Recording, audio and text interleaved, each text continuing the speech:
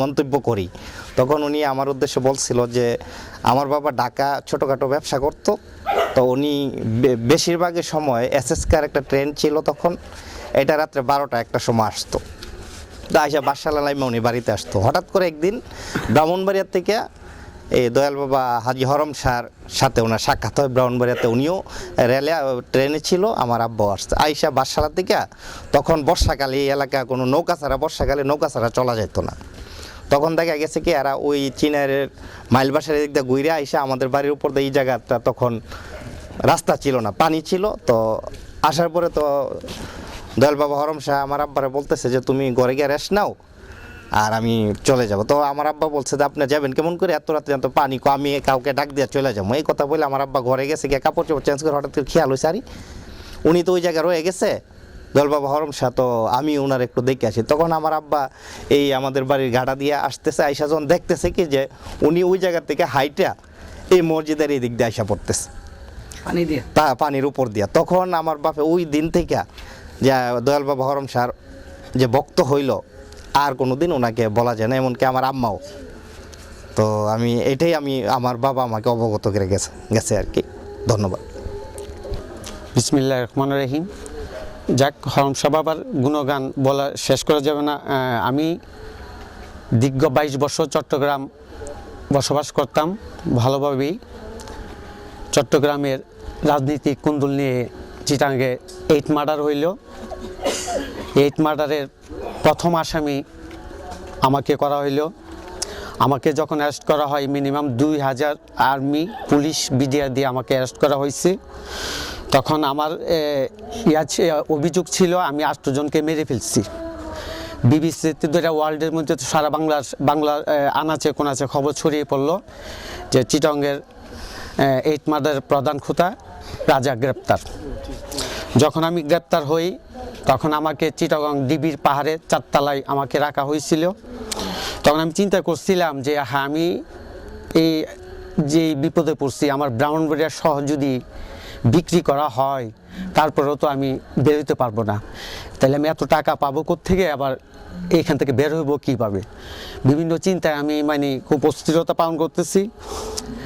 আমি কান্না অবস্থায় আমার একটা হতভঙ্গ হারিয়ে ফেলছি যে কি করবো এখন, কি হইল। 8 মার্ডারে এই যে আওয়ামী লীগের 8 জন নেতা মরে গেল, এখন এইটার সম্পূর্ণ দায় দায়িত্ব আমার উপরে বর্তে গেল। আমি নাকি 8 জনকে, আমার ছেলেপেলেরা নাকি 8 জনকে মেরে ফেলা হয়েছে। বিভিন্ন সাংবাদিক বিবিসি টিবিসি আমাকে গ্রাউ করে ধরলো, বিভিন্ন প্রশ্নের উত্তর দিতে লাগলাম। এরপর ভাবতে লাগলাম যে আমি মনে হয় আর কখনো এই জেল থেকে বের হতে পারবো না, এবং এই মাটি এই চিনারের মাটি আমি আর কখনো পা দিতে পারবো না।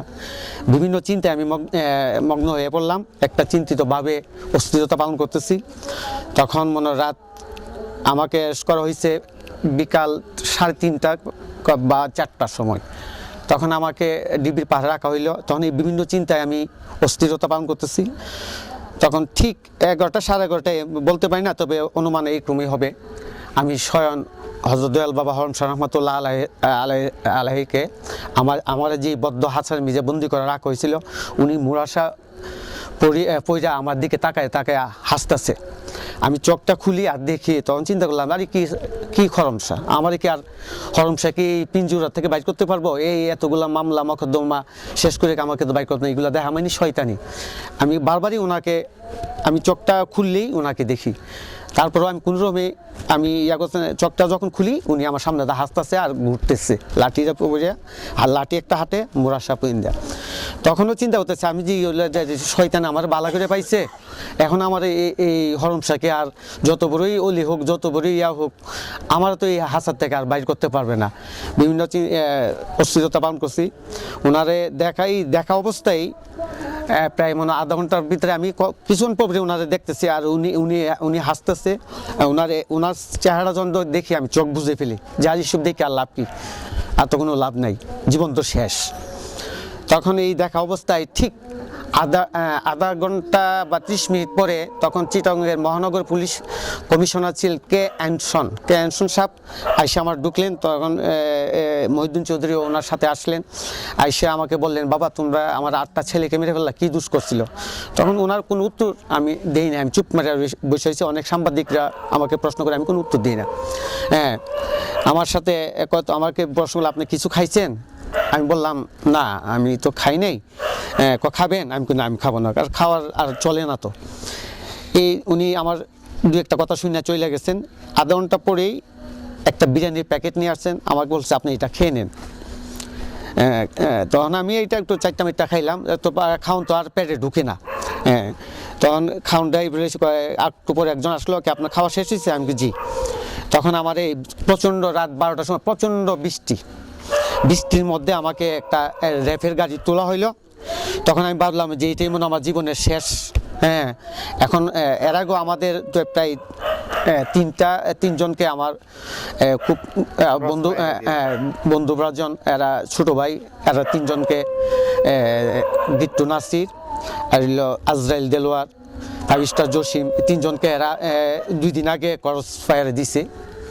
তারপরে যখন আমার গাড়িতে তুললো যে আপনি গাড়িতে উঠেন, হ্যাঁ, তখন আমাকে গাড়িতে তুললেন, একটা জিপে মিজে তুললেন 4জন র্যাফের কনস্টেবল এসে আমাকে অস্ত্র দেখাইয়া তুললেন। পিছনে 2টা গাড়ি, মধ্যে আমার একটা গাড়ি, আর আগে 2টা, পিছনে 2টা আমাকে রাখা হইলো। তো আমি তখন এই যে লা ইলাহা ইল্লাল্লাহ মুহাম্মদ রাসূলুল্লাহ, যে আমি চিন্তা করলাম যে মরার আগে একটু নবী পাক সাল্লাল্লাহু আলাইহি ওয়াসাল্লামের নামটা মুখে লয়ে যাই, কারণ কিছুক্ষণ পরে হয়তো 1টা বা 12টা বাজে, কিছুক্ষণ পরে হয়তো আমার এরা ক্রস ফায়ার দিয়ে দিবে। তো আমি চুপ মেরে বসে রয়েছি, আমি আর কাউরে জিজ্ঞেস করি না যে আমার কোথায় নিবেন, কি আসু বিশ্ব, এরা কিচ্ছু বলতেছে না। আমারে হয়তো সিপাহী, আপনি ভালো আছেন? আমি হ্যাঁ ভালোই আছি। হ্যাঁ, যাই হোক, ভালো আছি। আমাকে প্রশ্ন করা হইলো যে আপনি কেন এই 8টা ছেলে মেলে? আমি তো আর মারি নাই, এখন আপনাদের আর কি বলবো। আচ্ছা ঠিক আছে, গাড়িতে উঠেন। গাড়ি 2টা আমাকে বৃষ্টি কোথায় নিতেছে দেখতেছি না, আমি চুপ মারা গাড়ি মিজে চুপ মারা বসে হয়েছি, হাতে মিজে হ্যান্ডকাপ আছে। আমাকে চকবাজার মুড়ে নিয়ে আমাকে প্রশ্ন করলো, এই তোমার বাসা কোন দিকে? আমি বলছি বাসা তো ডিসি রোডের দিকে। আচ্ছা আচ্ছা, কোন দিকে যেতে হবে? আমি যে চকবাজার হয়ে ডিসি রোডে আমার বাসা। আচ্ছা আচ্ছা।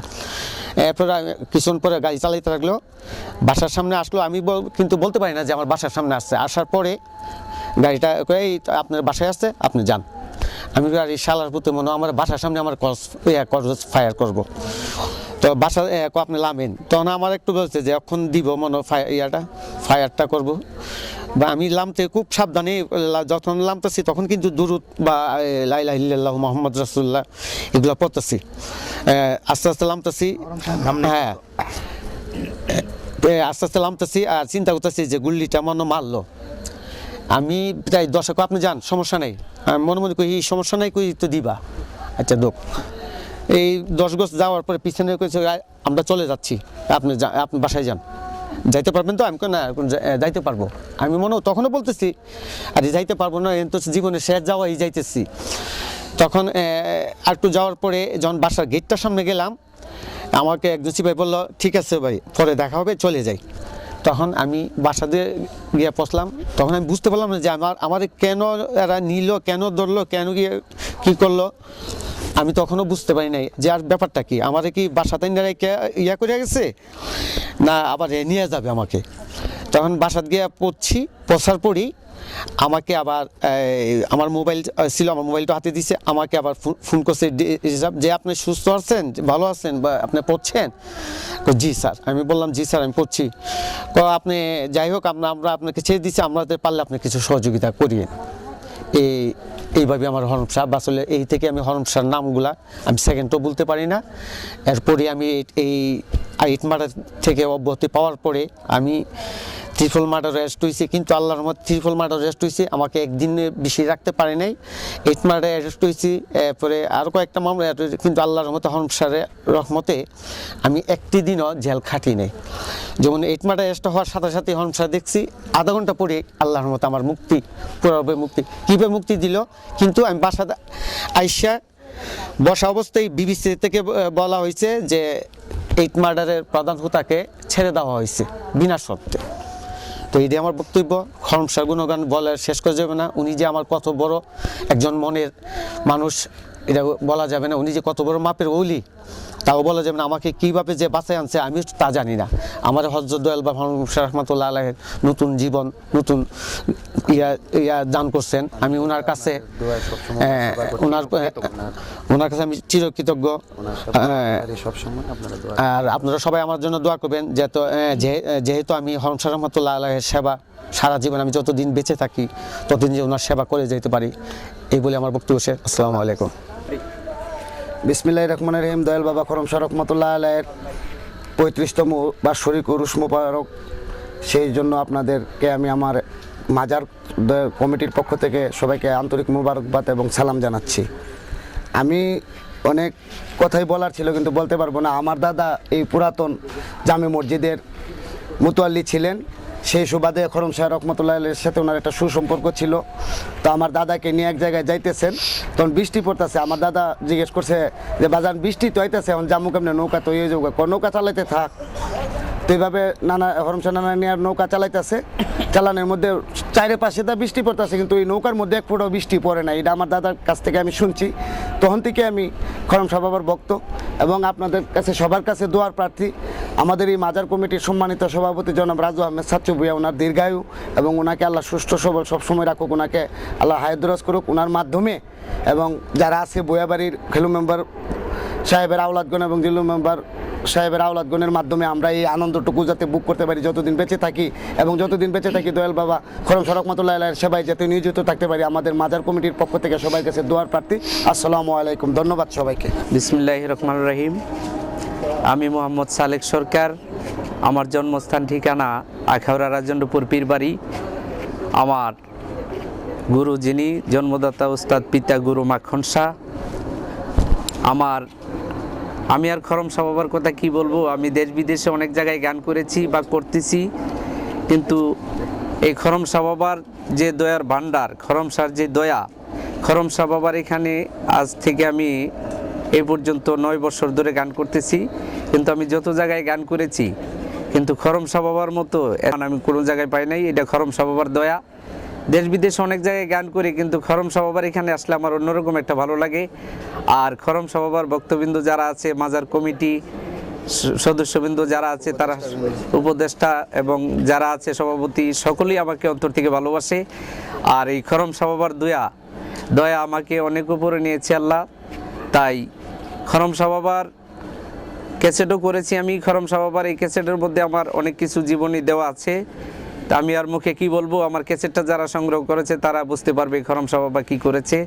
খরম শাহ বাবা হাইটা হজ করেছে 2 বার, আরও অনেক কাহিনী আছে। তবে এইগুলি আমি মুখে বলে শেষ করতে পারবো না। তবে আমি দরবারে কৃতজ্ঞ, খরম শাহ বাবার দরবারে, যে বাবা যে আমার প্রতি দয়া করেছে। আমি যেন সারা জীবন যতদিন বেঁচে থাকি খরম শাহ বাবার গুণগান গাইতে পারি, এবং খরম শাহ বাবার আশেক বিন্দু যারা আছে, যারা উপস্থিত হয়, সকলকে যেন শান্তি দিতে পারি, এবং খরম শাহ বাবার উসিলা যেন আমি আরও অনেক উপরে যাইতে পারি, এটাই আমার কামনা। আর এইটাই আমার সকলের কাছে আমি দোয়া চাই, সকলে আমার জন্য দোয়া করবেন। এই বলে আমি আমার বক্তব্য শেষ করছি। আসসালামু আলাইকুম। বিসমিল্লাহির রহমানির রহিম। নাহমাদু ওয়া নুসাল্লি আলা রাসূলিল কারীম, আম্মা বাদ। হযরত দয়াল বাবা হাজী খরম শাহর 35তম উরুস মোবারকে দয়াল বাবা মাজার পরিচালনা কমিটির পক্ষ থেকে আমি মাজার পরিচালনা কমিটির সাধারণ সম্পাদক এমামজাদ চৌধুরী রনু আপনাদের সবাইকে জানাই অনেক অনেক ধন্যবাদ। তবে আমরা দীর্ঘ 35তম উরুস মোবারক সুষ্ঠুভাবে করতে পেরেছি বলে সবাইকে মাজার পরিচালনা কমিটির পক্ষ থেকেও আমি জানাই ধন্যবাদ। আমরা আগামীতেও যেন সুষ্ঠুভাবে করতে পারি সবার কাছে আমাদের এই প্রত্যাশাই করি। তবে দয়াল বাবা খরম শাহর জীবনী সম্পর্কে আমরা বলে শেষ করা যাবে না। তবে আমাদের যারা ছিল, আমার বাপ দাদা চাচারা অনেক কিছু তারা দেখে গেছেন, আমরা অবশ্য দেখতে পাইনি। আমি খরম শাহরে আমার কিঞ্চিত খেয়াল আছে যে আমি ওনাকে দেখছি, তবে আমরাও সঠিক তবে তারা যতটুকু বলে গেছে এটার উপর আমরা করি দয়াল বাবা খরম শাহর আমরা যেন আজীবন ওনার সেবা করে যেতে পারি। আর আমি আমার ব্যক্তিগতভাবে যেহেতু আমি সাংবাদিকতা লাইনে জড়িত, আমি এই দয়াল বাবা হাজী হরম শাহর অনেক কিছু সম্পর্কে আমি লেখালেখি করি এবং ভবিষ্যতে করব এই প্রত্যাশা করি। ধন্যবাদ, সবাই ভালো থাকবেন, আমাদের জন্য দোয়া করবেন। আসসালামু আলাইকুম।